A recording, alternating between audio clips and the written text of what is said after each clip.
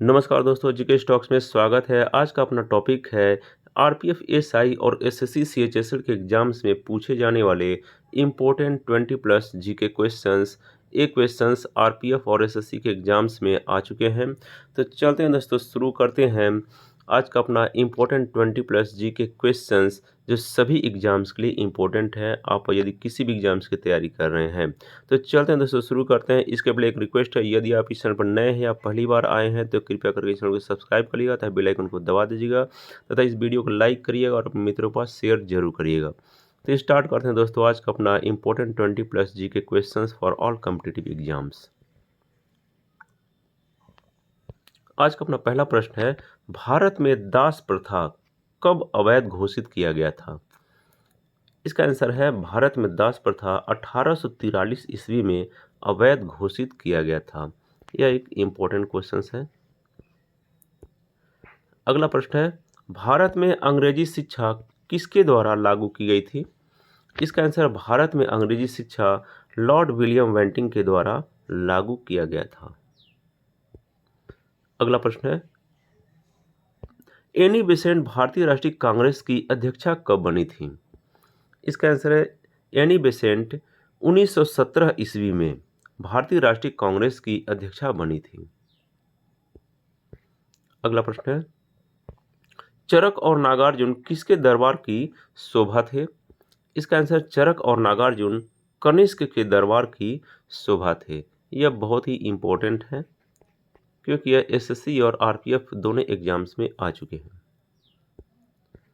अगला प्रश्न है, शकलोत्तरापनाथ किसे कहा गया है? इसका आंसर, शकलोत्तरापनाथ हर्षवर्धन को शकलोत्तरापनाथ कहा गया है। अगला प्रश्न, ह्वेनसांग ने किसे शिलादित्य कहा है?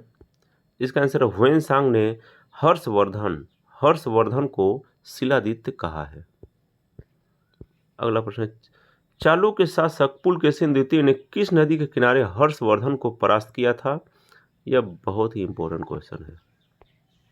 इसका आंसर है, चालुक्य शासक पुलकेशिन द्वितीय ने नर्मदा नदी के किनारे हर्षवर्धन को परास्त किया था। अगला प्रश्न है, 1857 का विद्रोह कहां से प्रारंभ हुआ था?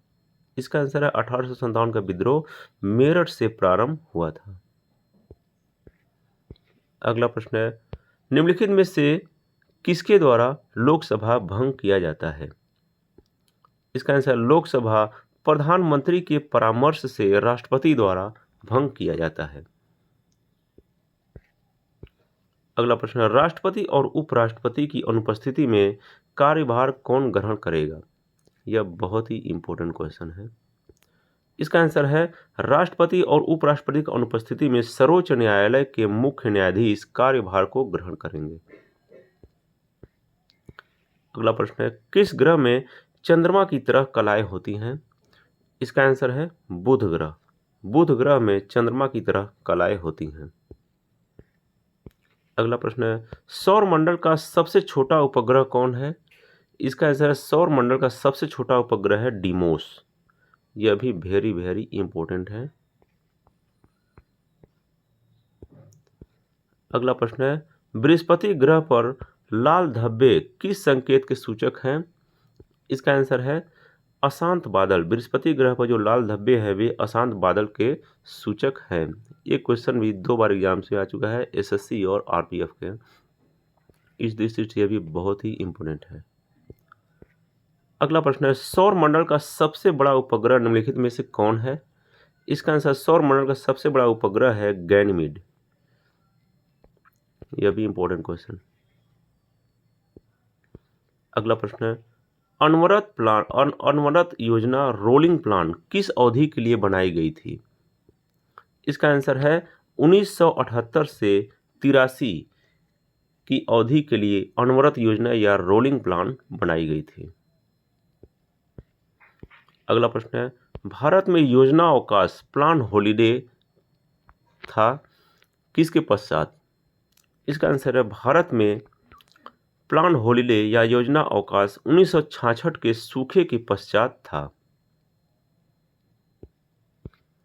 अगला प्रश्न है, राष्ट्रीय कृषि एवं ग्रामीण विकास बैंक, राष्ट्रीय कृषि और ग्रामीण विकास बैंक की स्थापना किस पंचवर्षीय योजना के तहत की गई थी? यह बहुत ही इंपॉर्टेंट क्वेश्चन है। इसका आंसर है छठी पंचवर्षीय योजना के तहत राष्ट्रीय कृषि और ग्रामीण विकास बैंक नाबार्ड की स्थापना की गई थी। तो दोस्तों वीडियो अच्छी लग रही है तो आप इस चैनल को सब्सक्राइब कर लें तथा बेल आइकन को दबा दें और अपने दोस्तों के पास शेयर जरूर करें। अगला प्रश्न है फ्यूज तार किससे बनी होती है? इसका आंसर है फ्यूज तार टीन और सीसा की मिश्र धातु से बनी होती है। अगला प्रश्न है किलोवाट घंटा किसकी इकाई है? किलोवाट घंटा किसकी इकाई है? इसका आंसर किलोवाट घंटा विद्युत ऊर्जा की इकाई है। अगला प्रश्न है एक कृत्रिम उपग्रह में विद्युत ऊर्जा का स्रोत क्या है? यह बहुत ही इंपॉर्टेंट क्वेश्चन है। इसका आंसर है एक कृत्रिम उपग्रह में विद्युत ऊर्जा का स्रोत सौर सेल होता है। तो दोस्तों ये था आज का 20+ most important and selected GK questions for all competitive exams. तो ऐसे जीके और वीडियो पाते रहने के लिए आप इस चैनल को सब्सक्राइब कर लें तथा बेल आइकन को दबा दें और इस वीडियो को लाइक करें और मित्रों के पास शेयर करें। तो thanks for watching friends, like share subscribe GK stocks. जय हिंद।